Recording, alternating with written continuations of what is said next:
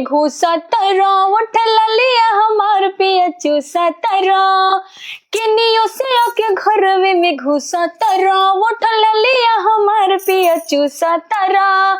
सादे हाथ से जिया पिला सा हो गईला, ये रजो रहला रसगुल्ला अब बतासा हो गईला, ये रजो रहला रसगुल्ला अब बतासा हो गईला। किनियो से आके घरवे में घुसा तरा, उठल लिया हमार पिया चूसा तरा। सादे हाथ से जिया पिला सा हो गईला, ए रजऊ रहला रसगुल्ला अब बतासा हो गईला। साथी संगतियन के बड़ा भुलायलो, हमरा में पिया रोतरा झुरायल हो। साथी संगतियन के बड़ा भुलायलो, हमरा में पिया रोतरा झुरायल। पहले को हमरा में खूबे हो गइल, बड़ा हमरा में डूबे हो। पहले को हमरा में खूबे हो गइल, बड़ा हमरा में डूबे हो। हीरो जैसन रहला अब बेदासा हो गईला, हीरो जैसन रहला अब बेदासा हो गईला।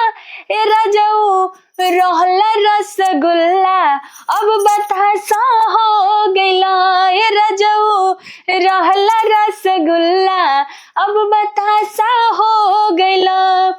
बिना मन के मना देब महल हो, ले बक्का जानवर के अनमोल हो।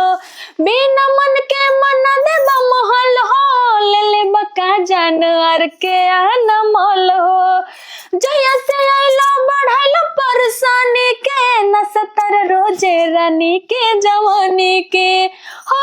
जया से आइलो बढ़ाइलो परेशानी के, नसतर रोजे रानी के जवानी के। इज्जत पाने गइल सगरो तमाशा हो गइल, सैया रहला रसगुल्ला अब बतासा हो गइला। इज्जत पाने गइल सगरो तमाशा हो गइल, सैया रहला रसगुल्ला अब बतासा हो गइला। ए रजऊ रहला रसगुल्ला अब बतासा हो गइला। किनियो से आके घरवे में घुसा तरा, उठल लिया हमार पिया चूसा तरा। सादे हाथ से जिया पिला सा हो गईला, ये रजऊ रहला रसगुल्ला अब बतासा हो गईला। ए रजऊ रहला रसगुल्ला अब बतासा हो गईला। काहे बतासा हो गईला बोला। नमस्ते प्रणाम, हम गायिका रानी रागिनी और आप लोगन के बीच में बहुत ही प्यारा सा सॉन्ग सुनैले बानी। अगर आप लोगन के अगर अच्छा लगी तो आप लोग कमेंट में जरूर बताइए जा।